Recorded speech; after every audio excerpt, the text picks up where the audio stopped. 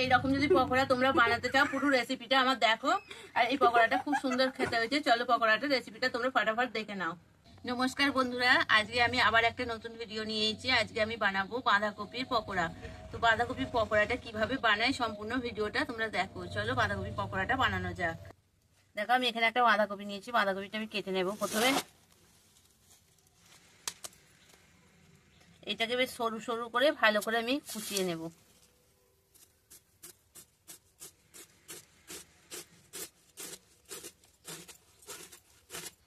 দেখো এরকম পাতলা ফাইন করে আমি এগুলো সরু সরু করে কেটেছি। কপিটা আমার কাটা হয়ে গেছে। এবার কপিটাকে আমি পরিষ্কার করে ধুয়ে নেব। এবার এই জায়গার মধ্যে আমি বাঁধাকপিগুলো মেখে নেব। এর মধ্যে খানিকটা আমি লবণ দিয়ে এটাকে আমি ভালো করে একটু মেখে জলটা বার করে নেব।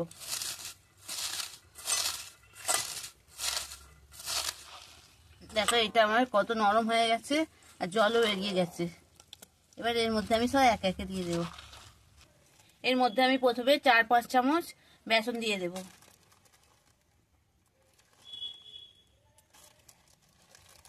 চার চামচ দিয়ে দিচ্ছি, অনেক উঁচু করে আর দেবো না। হালকা একটু খাবার সোডা দিয়ে দিলাম এর মধ্যে। পেঁয়াজ কুচনা,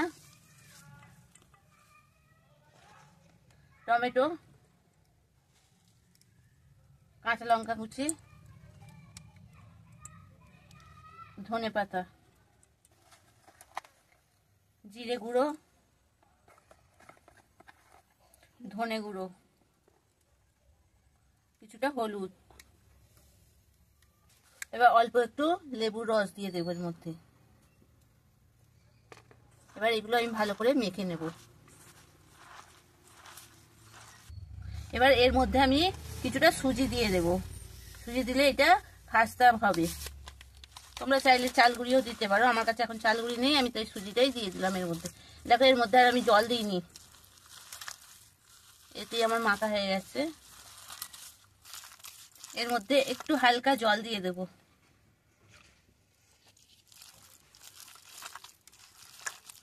এবার আমি তেলের মধ্যে একে একে পকোড়াগুলো ছেড়ে দেবো। দেখো তেলটা গরম হয়ে গেছে।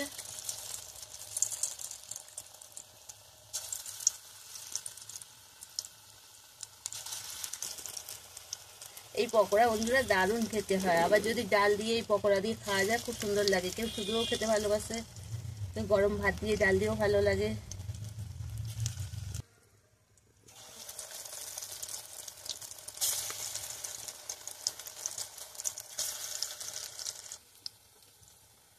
অল্প অল্প জাল দিয়ে বন্ধুরা করছি, নাহলে ভিতরে কাঁচা থাকবে।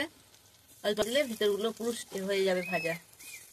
একদম হালকা আঁচে করতে হবে এগুলো। দেখো এগুলো ভাজা হয়ে গেছে। এবার আমি এগুলোকে তুলে ফেলবো।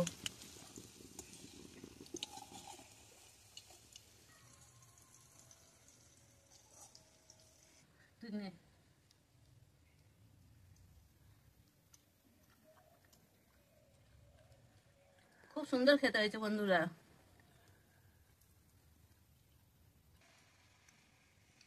বাঁধাকপির পকোড়া বন্ধুরা খুব সুন্দর খেতে। তো ফুলকপিরও পকোড়া হয়, বাঁধাকপির আজকে দেখালাম। ফুলকপির পকোড়াটা আর একদিন অন্যদিন আমি দেখাবো তোমাদের সামনে।